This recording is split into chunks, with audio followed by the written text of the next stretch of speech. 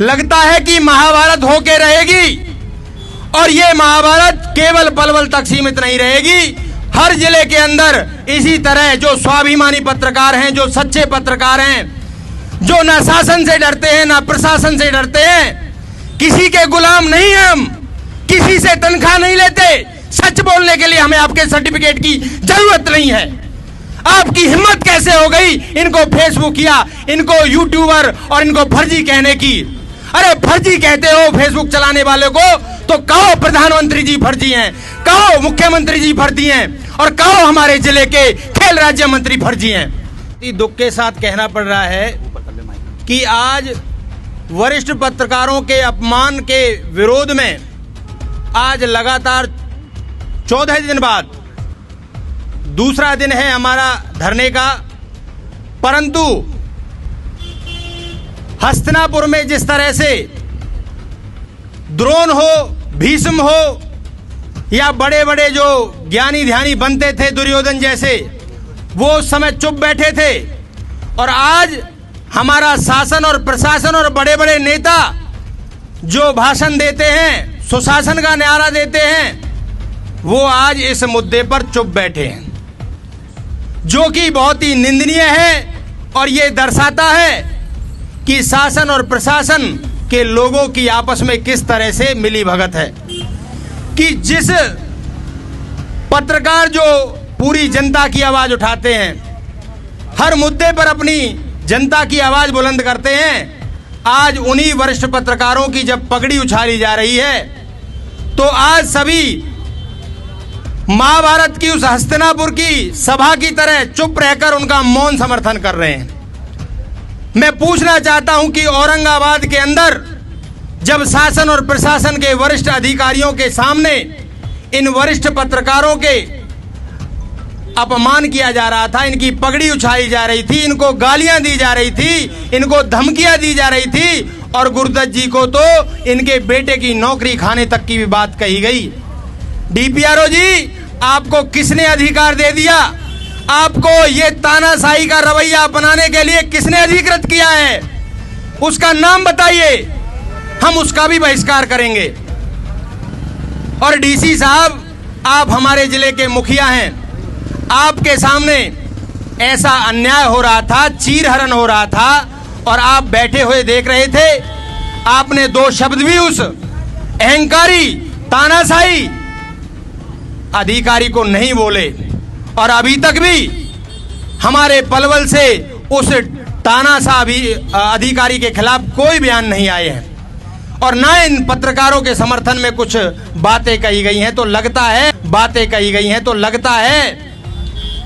लगता है कि महाभारत होके रहेगी, और ये महाभारत केवल पलवल तक सीमित नहीं रहेगी। हर जिले के अंदर इसी तरह जो स्वाभिमानी पत्रकार हैं, जो सच्चे पत्रकार हैं, जो ना शासन से डरते हैं ना प्रशासन से डरते हैं, किसी के गुलाम नहीं हैं हम, किसी से तनख्वाह नहीं लेते।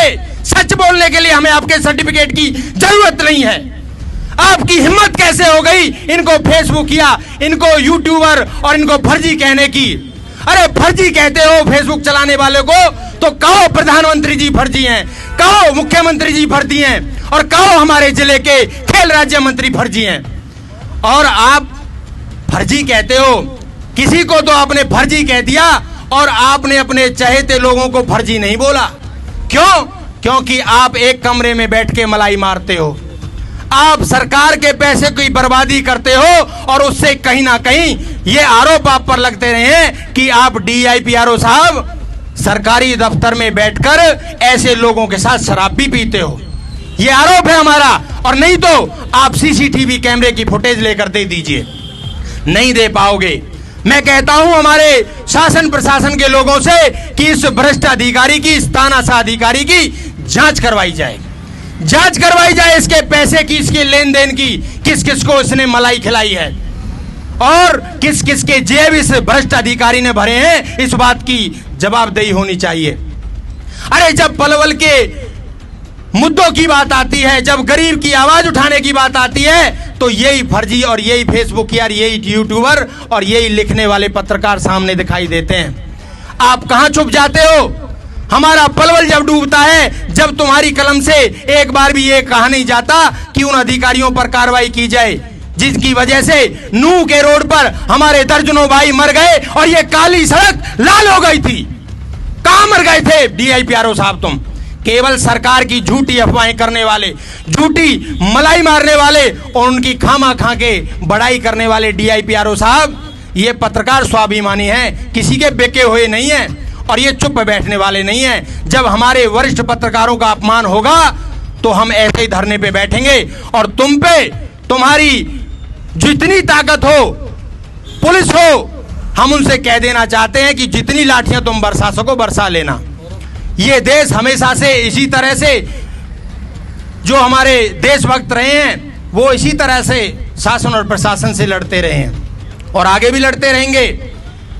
और भरत तिवारी की तरह अगर हम में से किसी को एक आध को अपने प्राण भी देने पड़े तो हम उस बात से भी पीछे नहीं हटेंगे।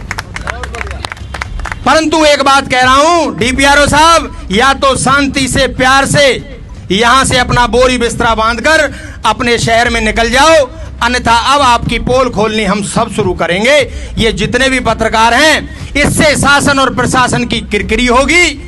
इसका जिम्मेदार हम नहीं, इसका जिम्मेदार आप होंगे, क्योंकि इतने अच्छे काम अभी कर नहीं रखे हैं जितना आप समझ रहे हो। जितनी आप अखबारों में कटिंग लगवाते हो ना, वो सब हम जानते हैं।